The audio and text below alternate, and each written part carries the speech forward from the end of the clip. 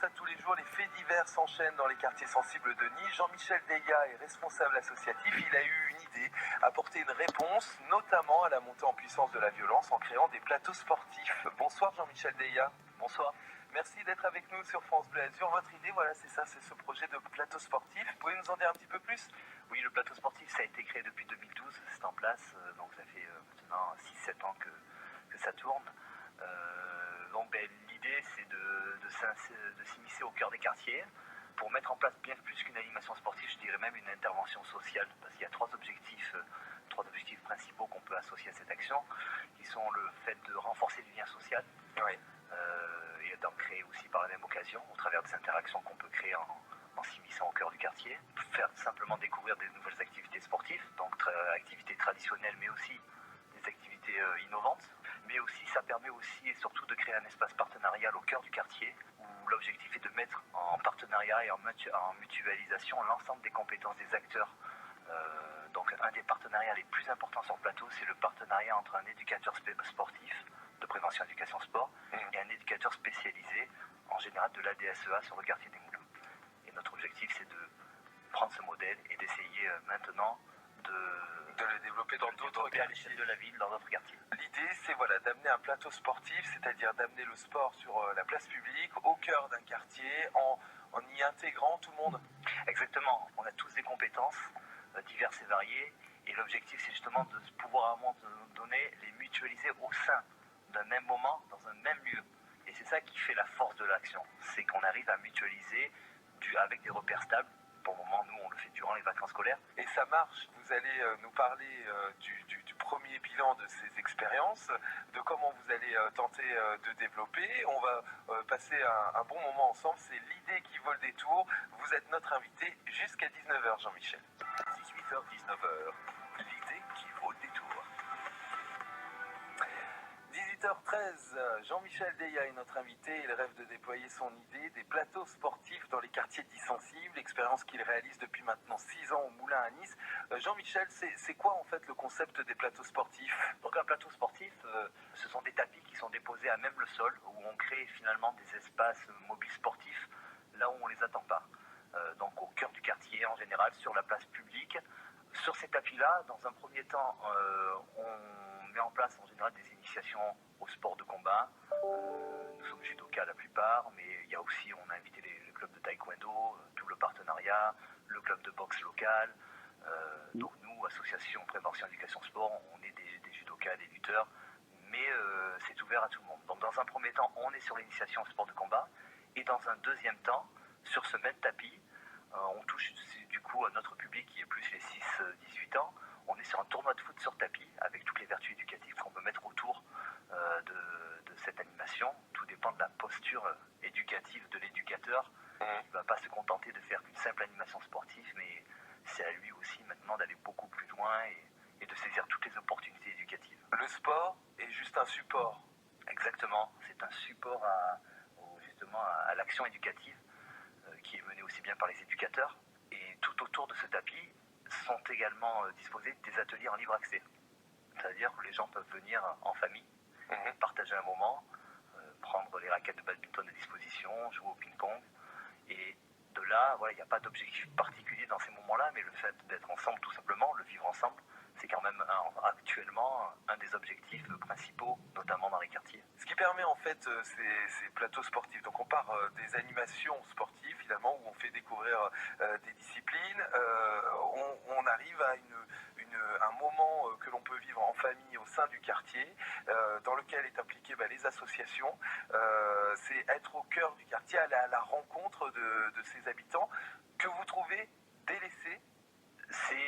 Je ne peux pas dire délaissé, mais je pense que c'est une nouvelle façon d'appréhender peut-être les actions dans les quartiers. Enfin, on n'est pas les premiers à être allés en place publique, mais on en fait notre...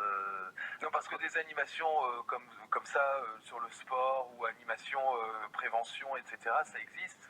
Place Masséna, place Garibaldi, mais moins au cœur des moulins. Voilà, exactement. Donc dans les quartiers, avec une logique éducative, j'ai envie de vous développer la posture éducative de l'éducateur aussi. Ouais. On ne se contente pas d'une simple animation sportive où on vient animer, faire découvrir... Non, c'est pas que ça. Qu'est-ce qu'on attend de l'éducateur qui intervient sur l'animation?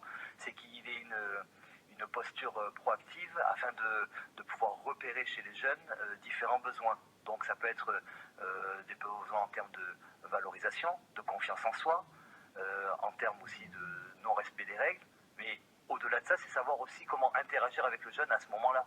Donc comment le valoriser à ce moment-là, au travers d'activités faites, comment le remettre en confiance, comment lui expliquer que son attitude, n'est pas correcte, sans forcément avoir ce côté autoritaire, recadré, tout en restant assez ludique. Donc c'est la posture éducative de l'éducateur, elle est là, mais c'est aussi savoir orienter vers.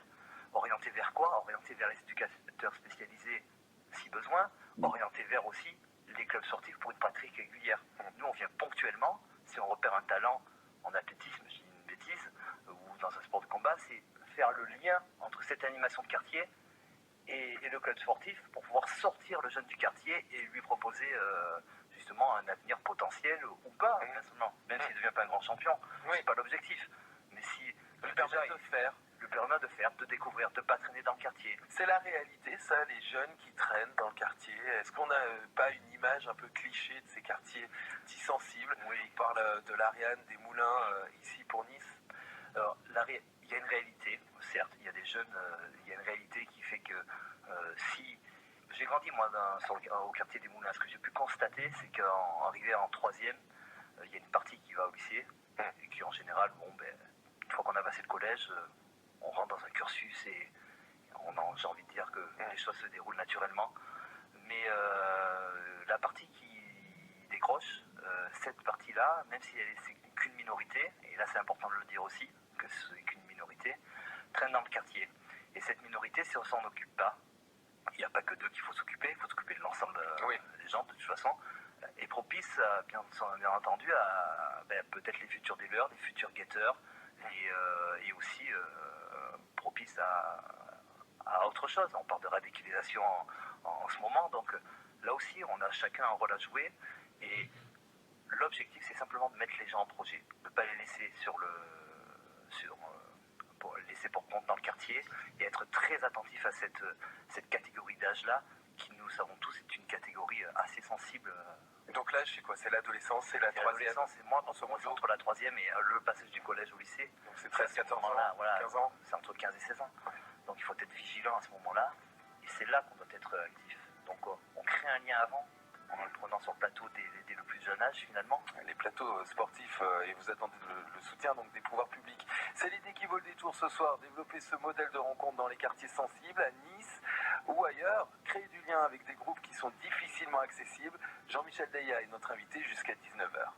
Qui vaut le détour, c'est donner une autre image du quartier, et pour cela il met en place notamment des plateaux sportifs, mais il y a plein d'autres projets aussi. On en parle, c'est Jean-Michel Deya qui est notre invité cet après-midi sur France Bleu Azur. Revenons grosso modo sur les plateaux sportifs, on l'a bien compris, c'est une animation, le sport est support.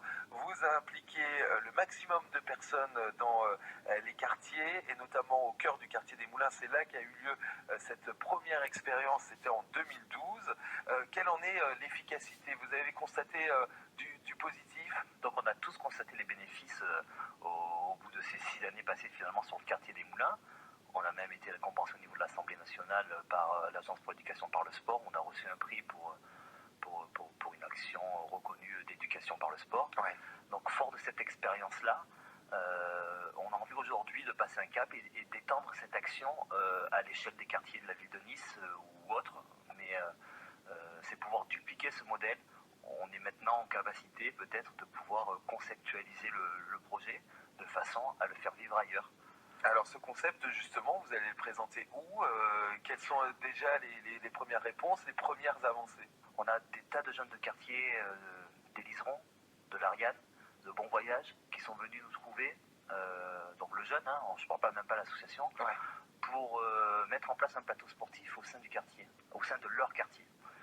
Donc partant de là, on s'est dit, si on a déjà les jeunes avec nous pour mettre en place ce projet, reste maintenant peut-être à le conceptualiser, faire appel aux associations support de chaque quartier, parce que l'objectif c'est pas que nous allions dans les autres quartiers, c'est de créer des équipes locales avec un jeune de quartier, une association partenaire. Dans chaque quartier, il y a toujours une association qui a un peu plus de poids qu'une autre. Oui. Les éducateurs spécialisés du quartier, donc des fois c'est la DSEA, mais des fois ça peut être d'autres éducateurs, d'autres associations. Et partant de la création de ces équipes, nous ce qu'on propose c'est l'équipe des Moulins avec les éducateurs prévention, éducation, sport et de la DSEA, venir dans un premier temps accompagner ces équipes au sein du quartier des Liserons, au sein du quartier de l'Ariane, de Bon Voyage, pour les aider à mettre en place ces premiers plateaux sportifs pour que par la suite ils soient autonomes et puissent faire vivre eux-mêmes et faire évoluer en fonction de leurs idées, en fonction de leur personnalité. Donc après, libre à chacun justement de s'exprimer. On sera toujours un support, mais on pense qu'il y a quelque chose à mettre en place. Et justement, alors de quoi avez-vous besoin pour développer on a besoin aussi, je vous cache pas, d'une conscience des pouvoirs publics, peut-être sur l'utilité de cette action. Ouais. Elle est reconnue, on a eu la médaille de la ville de Nice, on a eu des tas de choses, mais maintenant, dans les faits, jusqu'à présent... Il faut que ce soit encore plus dans les faits, on n'avait rien proposé de plus aussi. Mais maintenant qu'on propose quelque chose, ouais. J'aimerais qu'on prenne peut-être le temps de regarder si le jeu en vaut pas la chandelle, regarder peut-être ce qui a déjà été fait pour les gens qui ne connaissent pas, parce que c'est pas parce que ça fait 6 ans que l'action se mène que tous les gens savent ce qu'on fait dans les quartiers. Ouais. C'est pour ça qu'on est sur les réseaux sociaux, parce que personne ne va venir au milieu du quartier du Moulin pour voir ce qu'on fait. Donc si on ne le montre pas, donc j'appelle les politiques, j'appelle les pouvoirs publics à regarder ce qu'on a fait depuis 6 ans, se poser simplement la question, est-ce qu'il serait judicieux peut-être de nous aider à développer ce projet ou pas. Ça c'est l'objectif 2019. Moi, ça serait un des objectifs 2019, de pouvoir faire prendre conscience dans un premier temps peut-être de l'utilité de cette action et de sa duplication. Alors cette action, le plateau sportif, c'est aussi des moments drôles, étonnants, amusants. On peut y revenir. Tiens, une petite anecdote. Est-ce que vous vous souvenez lorsque il s'est mis à pleuvoir d'un coup en plein milieu de votre animation, de votre plateau sportif? Oui, on s'en souvient très bien. Ça nous a créé une nouvelle animation. On était sur le plateau sportif et puis la plupart du temps, on a de la chance, il fait beau. Mais là, pour cette fois-ci, il s'est mis à pleuvoir une pluie torrentielle suite à un orage. Et donc, alors qu'on s'apprête à faire évacuer les jeunes du tapis, on a un jeune qui se met à courir et qui se fait glisser sur le ventre sur toute la longueur du tapis. Et du coup, l'ensemble des jeunes se sont mis sur le tapis. Et on a eu tout le quartier qui a fait finalement cette animation de ventre glisse. Et c'est devenu finalement ce qu'on fait chaque été à la fin de chaque plateau. On mouille les tapis, on met un peu de savon, on se met la musique d'Alerte à Malibu et on y va. Donc c'est anecdotique, mais c'est un grand moment quand même au sein du quartier. C'est quand même. Et les habitants du quartier aussi vous remercient d'être là, de venir.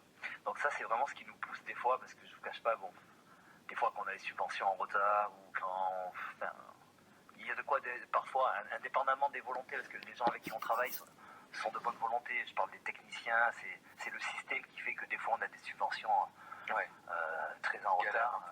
C'est un peu galère à mettre en place, à rester dans les budgets. C'est pas évident. Mais heureusement, les gens, justement, nous remercient de venir sur le quartier, de donner une autre image du quartier aussi par rapport aux images qu'on diffuse et de simplement créer cette animation-là. Donc ça nous pousse aussi justement à continuer et ça nous tient aussi des fois un peu par l'affectif, plus qu'autre chose, parce qu'on s'attache aux gens, et puis on se construit aussi avec cette action. C'est aussi une aventure humaine pour nous. Voilà, des tapis, des défilés, des cages de foot, une pédagogie adaptée et des plateaux sportifs pour créer du lien social dans les quartiers dits sensibles. C'est vraiment une idée qui vaut le détour. On continue d'en parler avec vous, Jean-Michel Deya, jusqu'à 19h. L'idée qui vaut le détour. Depuis 18h, nous parlons de ces animations où le sport est support dans les quartiers sensibles. Ce sont des plateaux sportifs.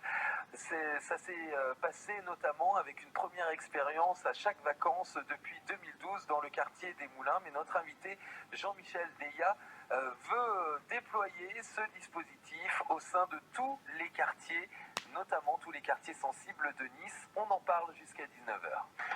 Ça vaut le détour. Arnaud Visconti.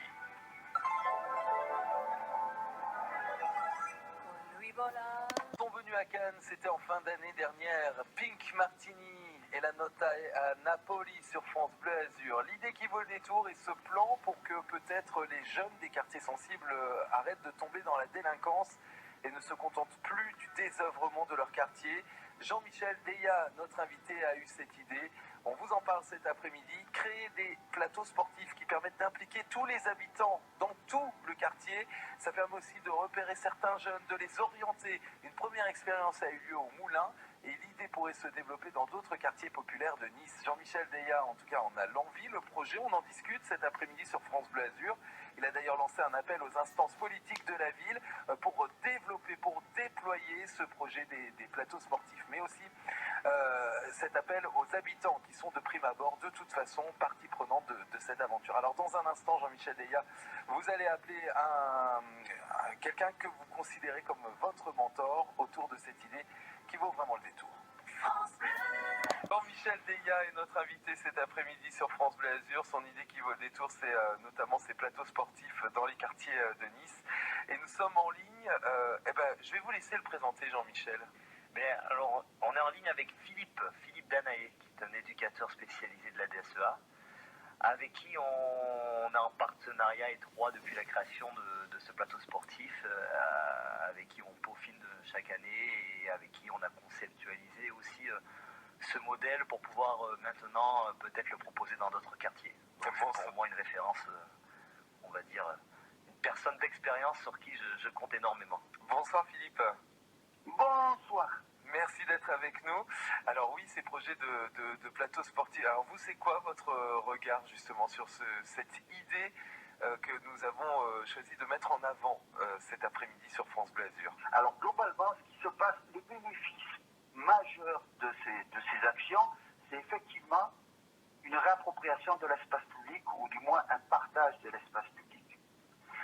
Le fait de rentrer de façon non colonialiste, non imposante au milieu d'un quartier et d'accepter, en tout cas d'intégrer toute une part de la jeunesse autour de jeux, autour d'activités qui peuvent être sportives ou artistiques, ça permet donc d'être là et de rendre le quartier moins stigmatisé, en tout cas de varier le regard qu'on a sur lui.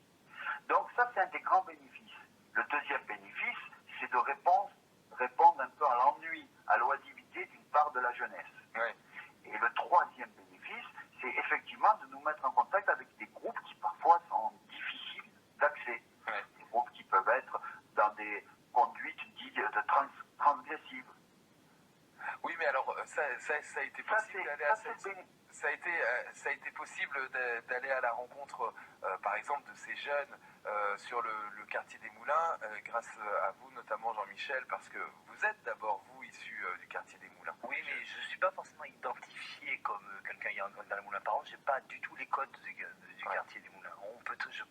Ça m'aide, bien sûr, on le sait, je ne peux pas le cacher, mais c'est pas ça qui fait qu'on arrive à rentrer en contact avec quelqu'un, c'est une posture. C'est la posture qu'on va. Qu'est-ce qu'on fait quand on est face à des jeunes qui sont en situation de... Qu'est-ce qu'on fait? On les regarde de haut, on leur dit que c'est pas bien, ou finalement on va discuter avec eux naturellement, puis on leur propose de faire un ping-pong parce que ça reste aussi des êtres humains, et puis après on rentre en discussion et on rentre éventuellement en projet.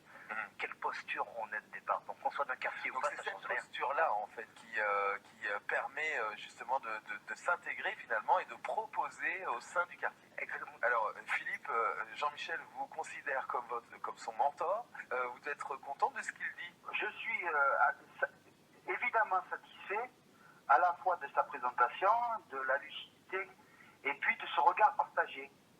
C'est vrai que parfois je suis un peu étonné de voir qu'un dispositif qui a déjà fait ses preuves dans un des quartiers populaires sensibles de la métropole, oui. Un quartier qui met en œuvre une méthode, une pédagogie, des postures, de la réflexion, de la compréhension de dynamique, et aussi peu de possibilités d'être transféré dans d'autres quartiers qui présentent les mêmes caractéristiques.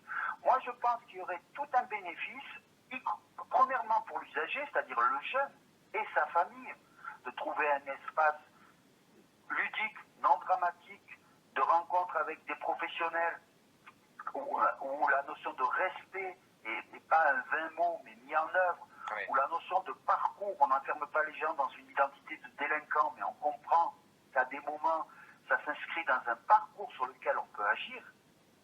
Ce modèle-là, je suis assez assez surpris qu'ils trouvent difficilement de reproduction. Et c'est ce qu'on va souhaiter pour 2019. Merci en tout cas Philippe d'avoir apporté votre témoignage et d'avoir répondu à notre appel ce soir. C'est moi qui vous remercie. Et bien évidemment, on continue de discuter avec vous, Jean-Michel Deya, et cette idée qui permettrait de lutter contre le désœuvrement dans les quartiers sensibles, idée qu'il faudrait déployer ici dans d'autres quartiers que les Moulins à Nice. Et vous pouvez bien sûr vous tous réagir sur la page Facebook France Bleu Azur. Jean-Michel Deya est donc notre invité cet après-midi. Jean-Michel, qu'est-ce qui selon vous vaut le détour sur notre territoire, ici sur la Côte d'Azur? J'ai envie de parler d'une personne, déjà dans un premier temps. Allez. Un jeune comédien qui s'appelle Abdelhakim Madi. Vous pouvez le retrouver sur Facebook, Instagram, YouTube, sur Abdel Madi, il me semble. Ouais. Donc c'est un jeune comédien humoriste qui a débuté, qui est soutenu par les associations du quartier. Je crois l'association Éveille ton art, Découverte et Partage. Il est des Moulins. Il est des Moulins et c'est un jeune comédien qui a des bons contacts. On le voit en photo avec certaines stars de l'humour, on va dire, et qui est en train de créer ses propres spectacles. Donc je vous invite à aller le découvrir, déjà sur les réseaux sociaux dans un premier temps, puis je pense qu'il est en préparation de spectacle et ce sera quelqu'un peut-être sur qui on pourra compter, ce sera, je pense, aussi une fierté. Abdel Madi. Abdel Madi, donc voilà. Je souligne juste le fait que c'est un jeune qui est soutenu par un mouvement associatif. J'ai été soutenu aussi par le mouvement associatif et on en parle des voix pas assez, mais les associations jouent un rôle des fois dans la vie des gens qui est assez importante. Ouais, qui est très, très important. Et justement, ce qui soutient aussi les associations, parfois, sont aussi les organismes privés. On s'y attendait peut-être pas, mais les banques. Ah oui. Donc j'ai envie de vous parler d'un projet qui s'appelle le projet Déclic Sportif. C'est mis en place par l'Agence pour l'éducation par le sport. Et donc c'est un projet qui vise à insérer des jeunes dans le monde de la banque en tant que conseiller clientèle, conseiller particulier, conseiller. Donc actuellement on a une dizaine de jeunes sur le quartier des Moulins et de la Vallière qui sont en phase d'être CDIsés au sein de la banque du LCL et du Crédit Agricole. D'accord. Donc quand je prends des jeunes comme je vais le citer, ça lui fera plaisir, comme Annette Terrence, qui est un jeune du quartier des Moulins, chez le Crédit Agricole. On a Margot Douville, qui est une judokate chez le LCL. Ces jeunes-là, il n'y a pas longtemps, étaient encore dans leur vie d'adolescent, entre guillemets. Terrence était souvent en jogging, et aujourd'hui, on le voit en costard-cravate, avec des exigences de Bac plus 3, alors que c'était un décrocheur scolaire en Bac terminal. Et il est en train de cartonner au sein de la banque avec des super résultats. Il est en phase d'être CDIsé, je l'espère pour lui, parce que c'est l'objectif du projet. Et avoir une banque qui fait confiance à des associations pour accompagner ces jeunes, parce que le dispositif fait que ces jeunes sont accompagnés un peu différemment. Ils sont coachés sur le savoir-être, ils sont coachés au quotidien par des parrains au sein de la banque, par des parrains au sein des associations et des tuteurs. Donc tout ce dispositif fait qu'on arrive à réussir autrement et faire réussir des gens là où on ne les attendait pas. Et je pense que c'est une bonne leçon de vie et merci aussi aux entreprises de jouer le jeu. De jouer le jeu, oui. Il faut faire confiance quand même, c'est pas évident. De quelle façon vous voyez ici sur la Côte d'Azur la présence par exemple de votre quartier, le quartier des Moulins? C'est-à-dire que l'image qu'on en a, c'est clairement pas une image de carte postale. Le quartier des Moulins, il est souvent emparenté à une minorité visible et pas forcément à cette majorité silencieuse. Cette minorité visible, bien entendu, ne veut pas vous dire que ça n'existe pas. Bien entendu, il y a du deal, bien entendu, on peut avoir des incivilités, des gens qui ne sont pas respectueux. Mais au-delà de ça, aussi, on a des gens qui ont le cœur sur la main, on a des gens qui sont capables du jour au lendemain de vous faire rentrer dans leur foyer, vous offrir à manger comme si vous faisiez partie de la famille. On a aussi des réussites hors normes. On a des docteurs, on a des comédiens, on a des... Donc il y a de quoi valoriser les gens. Il y a des gens qui sont en train de faire un travail pour valoriser un peu et montrer une autre image de ce quartier. Donc c'est un quartier avec ses hauts et ses bas. L'important pour moi, c'est de montrer aussi surtout les hauts pour pouvoir tirer les gens vers le haut et pas forcément les tirer vers le bas. Ouais. L'arrivée du tram, je pense que c'est super. C'est super pour le quartier. Ça permet de le décloisonner. Ça permet aux gens de se mélanger. Ça permet aux gens de sortir. Et finalement, cette rénovation urbaine, moi, elle ouvre le quartier, faire en sorte que ce soit plus qu'un quartier, mais que ça fasse partie de la ville. À part entière. À part entière, qu'on ne Ouais. parle plus des jeunes du quartier des Moulins, mais des jeunes de la ville de Nice. Merci beaucoup Jean-Michel Deya d'être passé par les studios de France Bleu Azur. Et bien évidemment, on continue de se tenir au courant de l'évolution avec l'association Prévention Éducation Sport, de ces plateaux sportifs, de ce développement dans tous les quartiers de Nice. Merci à vous. Voilà, du sport au cœur des quartiers sensibles, attirer les jeunes, tisser des liens avec eux, les orienter parfois, les raccrocher à des formations. C'est ce qu'on a appris cet après-midi avec cette idée que vous avez défendue, Jean-Michel Deya. Vous entendez la développer, cette idée, peut-être grâce aussi à des habitants sur place. On pense au Liseron, on pense à l'Ariane à Nice, on pense aux Vallières. Vous pouvez contacter l'association Prévention Éducation Sport pour soutenir l'idée, pour l'encourager.